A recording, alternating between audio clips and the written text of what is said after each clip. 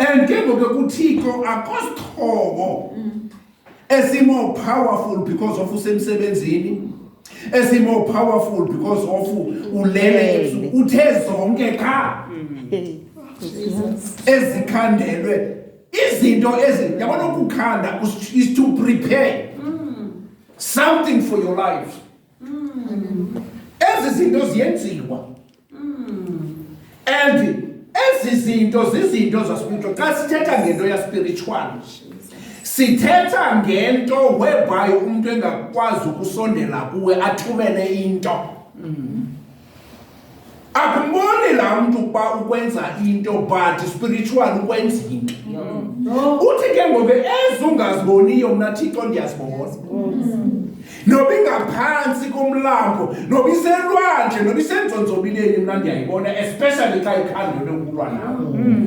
Why? Because wena unako ukuzikhusela, but uzikhusele kwezo uzaziyo, kwezo ungazaziyo ungakwazi. Uthi ke zizo ezi ndikuxelela ngazo. Into yokuba noba uzibonanga kodwa mna Thixo ndiyazibona. Kukho apha kuthi phakathi kwethu ababizwa ngegama likaThixo abahlangulwa nguThixo kwizixhobo zikamoya but abayazi loo. Kukho yabona okokuqala waathekelwa le nto uthatha uYesu. Yes. Waathekwa kudala khange uyazi uba wena waathekwa.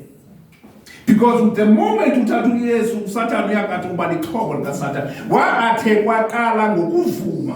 Ngoba ukuvuma kukukholwa kwa uThixo ukho.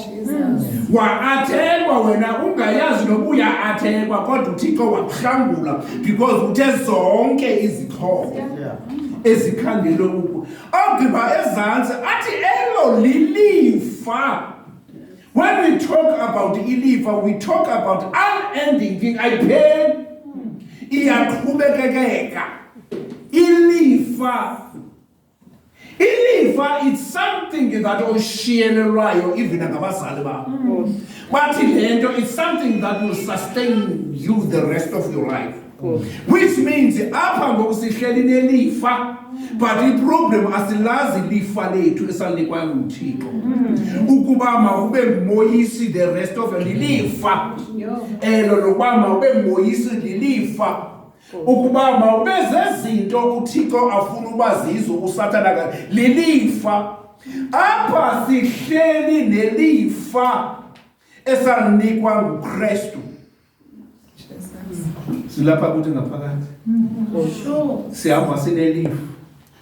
Asithethi ngelifa yoshiywa nenkomo. Asithethi